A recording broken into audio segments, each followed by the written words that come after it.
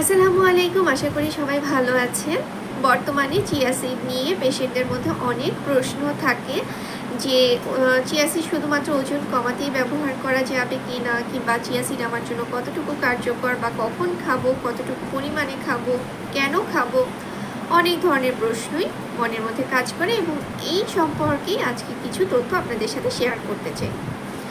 Chia seed যদিও আমাদের দেশীয় কোনো শস্য নয়, তবে এটি বর্তমানে আমাদের দেশের সব জায়গাতেই খুবই সহজলভ্য, এবং এর কিছু গুণ সম্পর্কে প্রথমে বলে নিই।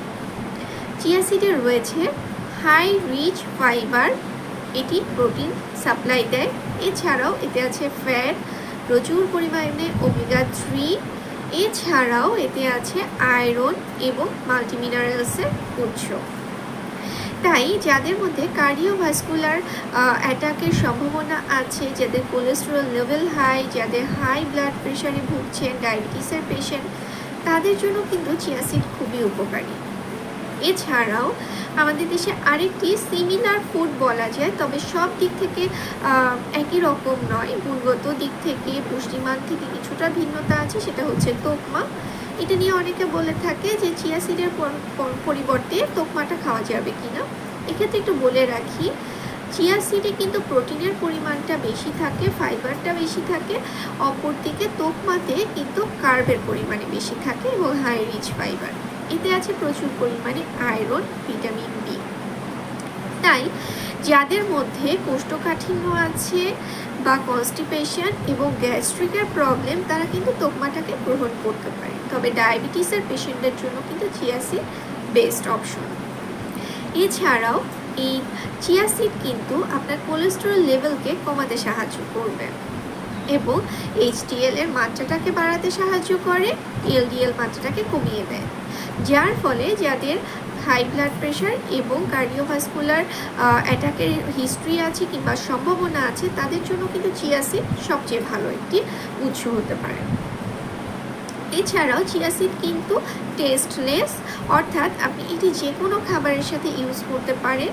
কেউ শুধুমাত্র পানির সাথে ভিজিয়ে খেয়ে থাকে, কেউ টক দইয়ের সাথে, কিংবা যে কোনো কাস্টার্ড হতে শুরু করে যে কোনো খাবারের সাথে কিন্তু সহজেই চিয়া সিডটা ইউজ করা যায়।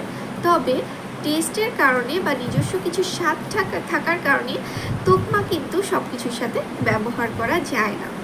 তাই এই চিয়া সিড এবং তোকমা কিছুটা সিমিলারিটি থাকলেও আমাদের গ্রহণে কিন্তু কিছুটা ভিন্নতা থাকতে পারে। এখন আসি যে কখন খাবো, কতটুকু পরিমাণে খাবো। এমন কোনো ফুড নেই যেটা আমরা সরাসরি বলতে পারি যে যেটা খেলে আপনার ওয়েট লস হবে। তার চেয়েও বড় কথা, আমাদের ওয়েট লস আর ওয়েট গেইন পুরোটা কিন্তু নির্ভর করে আমাদের মেটাবলিক সিস্টেমের উপর। এই মেটাবলিক সিস্টেম যদি আমরা বুস্ট করতে পারি, তাহলে কিন্তু আমাদের ওয়েট লস আর ওয়েট গেইন হবে। এবং চিয়া সিড বা তোকমা যেটাই আপনি খান না কেন, এটা কিন্তু আমাদের একটা পার্ট অফ ব্যালেন্স ডায়েট। আপনি তোকমা খান বা চিয়া সিড খান, যেটাই খাবেন, একটি ব্যালেন্স ডায়েটের সাথে কিন্তু আপনাকে খেতে হবে। আমরা কিন্তু যে একজন খাচ্ছে বা অপর একজনের ডায়েট চার্ট ফলো করে নিজেদের কোনো উপকারিতা পেতে পারবো না, কারণ এক একটা মানুষের শারীরিক কন্ডিশন এক এক রকম, এক একটা মানুষের ক্যালোরি নিড কিন্তু এক এক রকম। আপনার অ্যাক্টিভিটি লেভেলের উপর, আপনার শারীরিক কন্ডিশনের উপর, তারপর কিন্তু একজন এক্সপার্ট নির্দিষ্ট করে দিবে যে কোন খাবারটা আপনি ঠিক কতটুকু পরিমাণে খেতে পারবেন।